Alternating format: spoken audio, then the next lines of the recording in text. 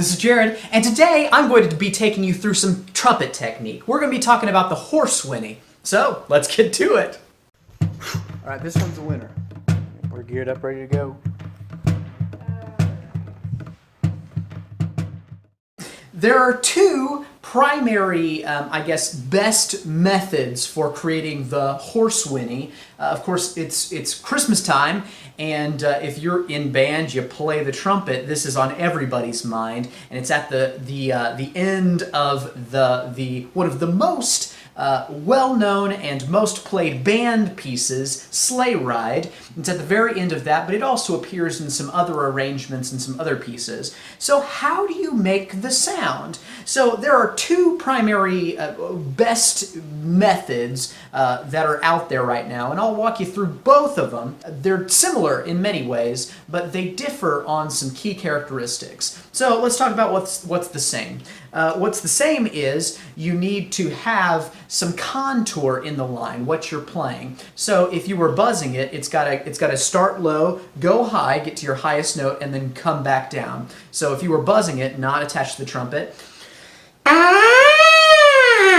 right? Just like a siren. So that's the first thing they both have in common. You've got to be able to do that. The second thing they have in common is you're going to manipulate your valves. So let's see these, and what you're going to want to do is half valve, and so what you're going to want to do is try and get the valve to not completely close, and it's going to allow you to make the sound that you want.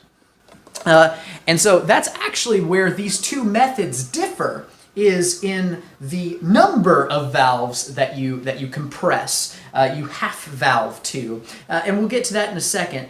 But the other thing that they have in common is that you need to create the excess fast vibrato, and the best way to do that is to shake the trumpet. Now you don't want to shake it so hard you're slamming into your teeth, but just a little bit of movement there, and it will create the sound that you want.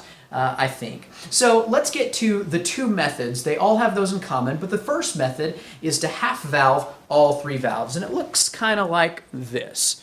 So you've got your valves, and you've got them half compressed, and it's going to sound a little bit like this, right?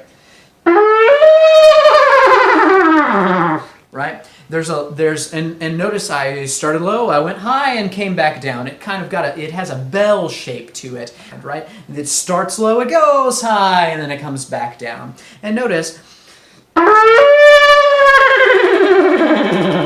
right? I don't start the shake until the top note. I think that's also very important to get the sound that you want. Now the second method, that's the first method, compressing all three valves.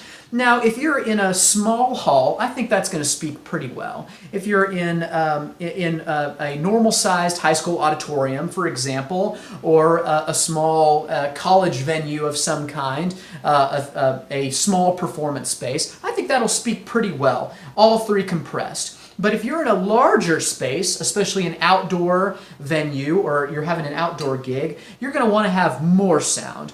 And the easiest way of doing that is reducing the amount of valves that you're pressing down. And this method is to just compress one of the valves halfway. And so an easy way of doing this is to put one finger, presumably your index finger of your non-valve hand, down in front of your valve, and then press down on it, but just leave that one compressed. And it creates a much louder sound. It allows you to put a lot more sound through the instrument. Listen to this. Right? So it creates a completely different sound, and it's much louder. Now in order to accomplish both of these, both all three compressed, listen, and the one compressed, listen. Right?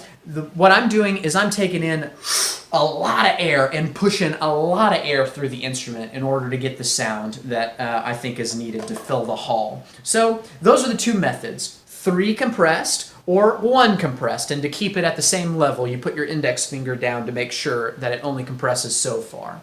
So I hope this was helpful to you, and go in peace. Oh my gosh, it's snowing!